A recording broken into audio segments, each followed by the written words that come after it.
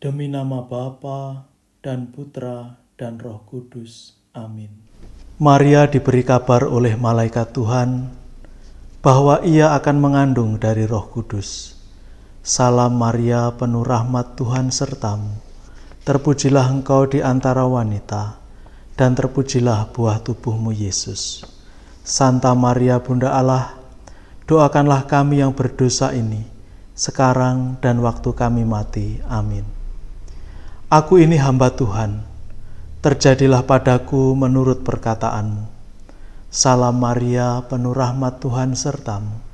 Terpujilah engkau di antara wanita, dan terpujilah buah tubuhmu Yesus. Santa Maria Bunda Allah, doakanlah kami yang berdosa ini, sekarang dan waktu kami mati. Amin. Sabda sudah menjadi daging dan tinggal di antara kita. Salam Maria, penuh rahmat, Tuhan sertamu. Terpujilah engkau di antara wanita, dan terpujilah buah tubuhmu Yesus. Santa Maria Bunda Allah, doakanlah kami yang berdosa ini, sekarang dan waktu kami mati. Amin. Doakanlah kami, ya Santa Bunda Allah, supaya kami dapat menikmati janji-janji Kristus. Marilah berdoa. Ya Allah, karena kabar malaikat, kami mengetahui bahwa Yesus Kristus Putramu menjadi manusia. Curahkanlah rahmat-Mu ke dalam hati kami, supaya karena sengsara dan salibnya, kami dibawa kepada kebangkitan yang mulia. Sebab Dialah Tuhan dan pengantara kami. Amin. Saudari dan saudara yang terkasih dalam Kristus, hari ini Sabtu 5 September 2020. Injil hari ini menceritakan kisah ketika Yesus dan para muridnya berada di ladang gandum. Para murid lapar, kemudian mereka makan. Lalu orang-orang Farisi muncul. Mereka protes. Mengapa Yesus membiarkan murid-muridnya melakukan sesuatu yang tidak diperbolehkan untuk dilakukan pada hari Sabat, pada hari Sabtu? Cerita ini bisa memberi kita gambaran mengenai hati. Jadi, baiklah, hari ini kita berbicara 3 hati. Pertama, hati kaum Farisi. Yang kedua, hati Raja Daud. Dan yang ketiga, tentu saja, hati kudus Yesus. Hati, kalau kita bisa memahami ungkapan hati seseorang, itu bisa menggambarkan seluruh jiwanya, seluruh hidupnya, seluruh pribadinya. Bahkan ungkapan hati yang mungkin begitu sederhana, hanya 1 atau 2 kata, itu bisa menjiwai, bisa memberi kekuatan dalam seluruh hidup seseorang. Kita ingat Santo Yohanes Paulus kedua, paus pada zaman kita kebanyakan. Setelah beliau terpilih menjadi paus, ungkapan yang sederhana adalah jangan takut.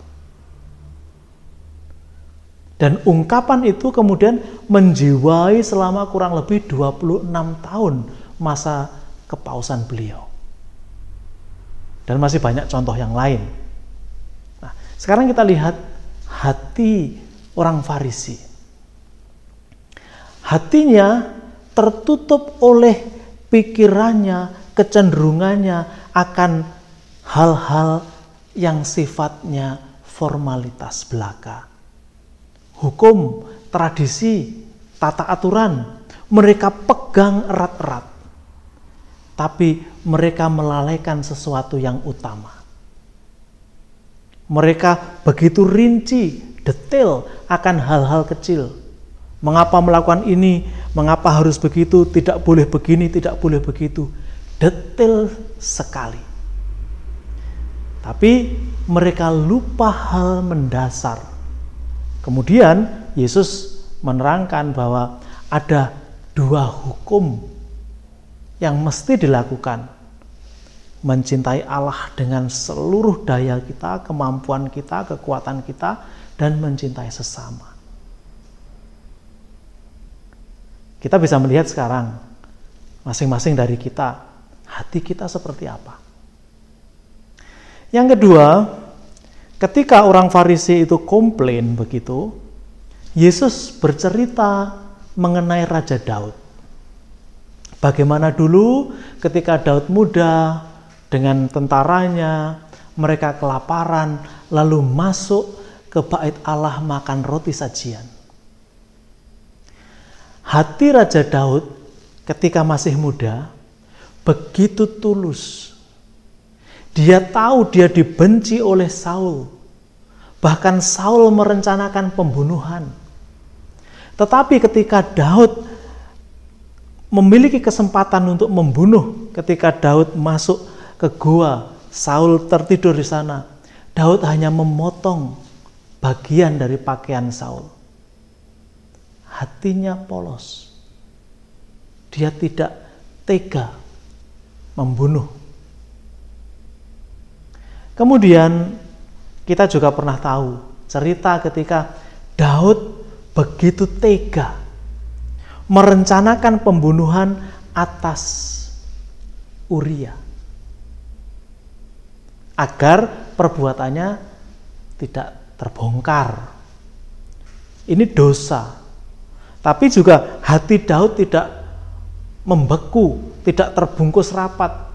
Dia kemudian bertobat. Kalau kita membaca Mazmur 51 begitu hebat. Kasihanilah aku ya Tuhan, kasihanilah aku. Sebuah ungkapan pertobatan dari Daud. Kita bisa mencontoh, bisa bercermin dari kisah Daud. Suatu saat mungkin kita memiliki hati yang begitu bersih polos. Ada kalanya juga kita jatuh dalam dosa, hati menjadi kotor. Tetapi apakah kita memiliki kekuatan untuk bangkit, untuk menjadi bersih lagi, bertobat? Hati yang seperti inilah kemudian yang dicari oleh Yesus. Kalau kita bercermin dari hati kudus Yesus, hatinya begitu mendamba jiwa-jiwa sederhana. Orang-orang yang mau bersama dengan dia membangun kerajaannya. Kita boleh membayangkan kisah dalam Injil hari ini. Ketika Yesus bersama murid-muridnya berada di ladang gandum itu. Apakah diam, kaku, membisu? Pasti tidak. Kemungkinan mereka juga bercanda, berbicara. Yesus memiliki harapan yang besar kepada rekan-rekan yang baru direkrutnya. Cerita kemarin kita tahu Yesus bersama dengan Matius, Petrus, Andreas, Yakobus, Yohanes. Teman-teman baru yang diajak oleh Yesus untuk membangun kerajaannya. Kemudian, kalau Yesus berpaling kepada kita, mengajak kita bersama-sama membangun kerajaannya, apakah kita menyediakan hati dan berkata, "Ya Tuhan, ini aku mau bersama Engkau, membangun kerajaan-Mu dimanapun aku berada." Jawaban ini sungguh dinantikan. Amin. Demi nama Bapa dan Putra dan Roh Kudus. Amin.